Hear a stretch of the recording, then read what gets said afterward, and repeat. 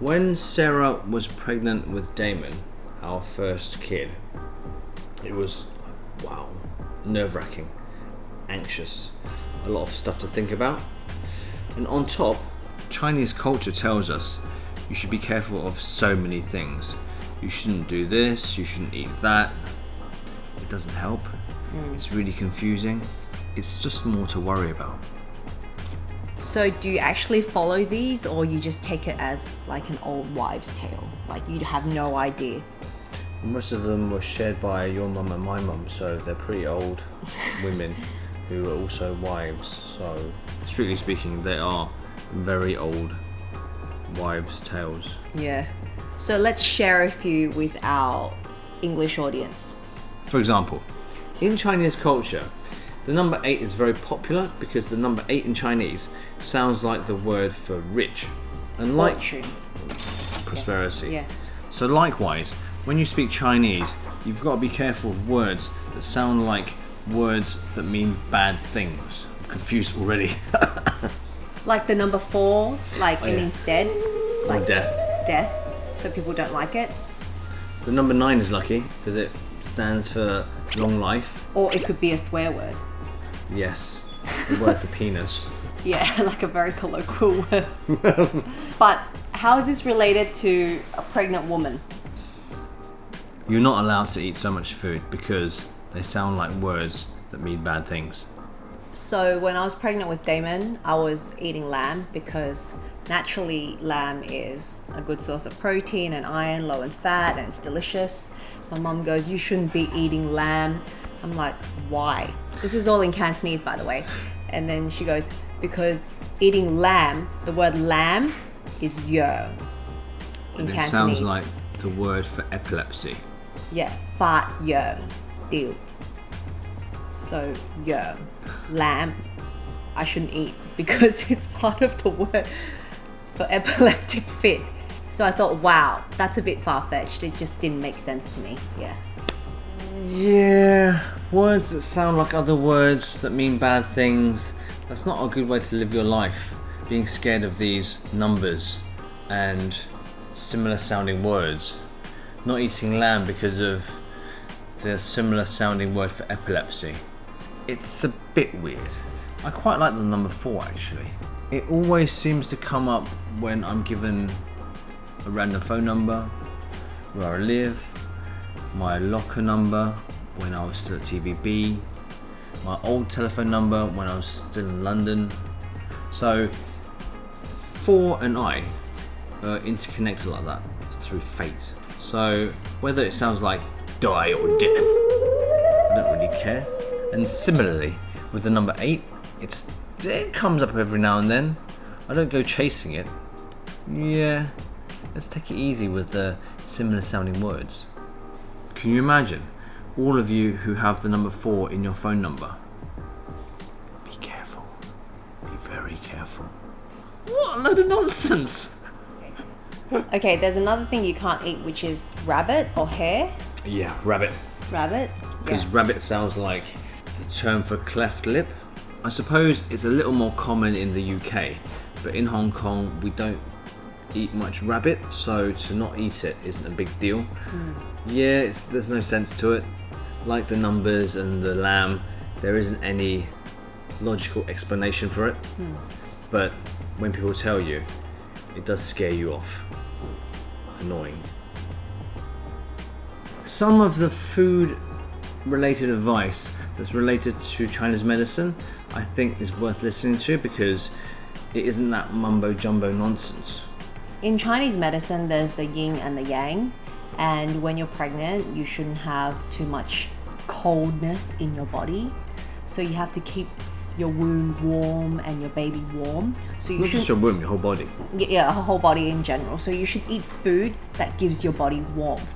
And food that makes your body cold is a no-no. This also kind of applies to the actual temperature of the food. Our body is maintained and kept healthy at a certain temperature, let's say 36 point something. And when you down a cup of cold water, it brings it down a little bit. And that's no longer optimal for healthy living. And if you get cold, It's not good for you. Or if you have a fever that goes too high, it's not good for the body. So So this is bad explaining from Jason and Sarah. yeah.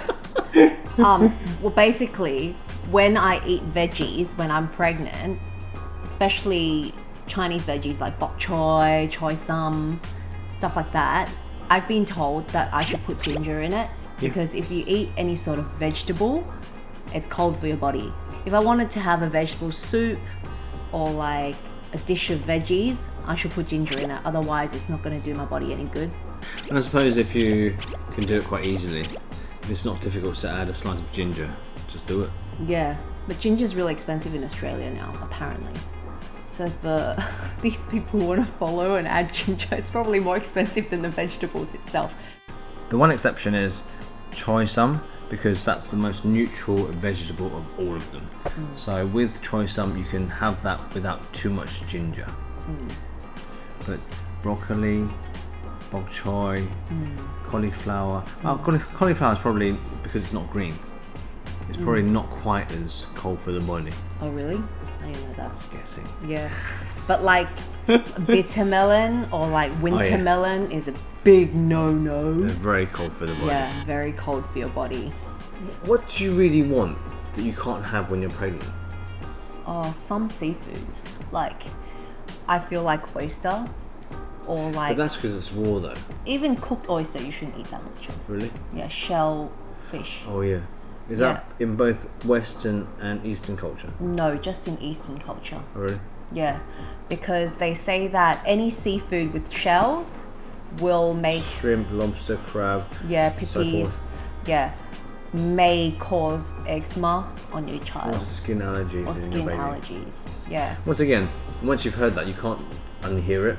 So to think that that might lead to Skin problems with your baby afterwards, it's just a good scare tactic from the parents. Yeah, I've been quite diligent because I'm not like a super duper seafood freak, but I've had friends that have had seafood throughout their whole pregnancy and they're completely fine.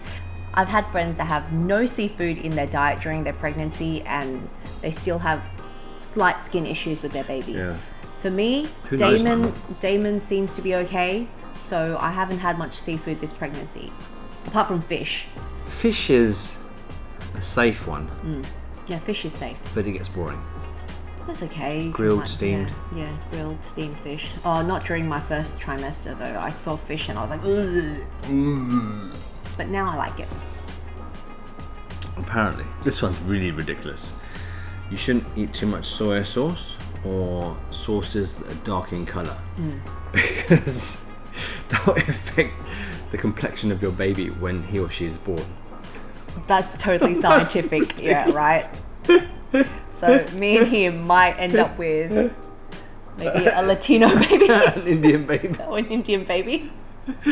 Oh my god, it's so stupid. Yeah, so I don't know where that came from. Oh my god. I've been eating my soy sauces and my oyster sauces, but the only thing I should remind you guys is just a high sodium diet isn't healthy for you anyway, so cut down on the salt too. I'm actually quite generous, so maybe once a week I'll get her a boba tea and I'll let her have maybe a third of it because it's very high in sugar and low in good healthy nutrients. Yeah. And like you'll let me have half an ice cream. No. Your ice cream you can have by yourself. Okay. Often though. Yeah. Try to be good, you know. Do what I can do for my baby.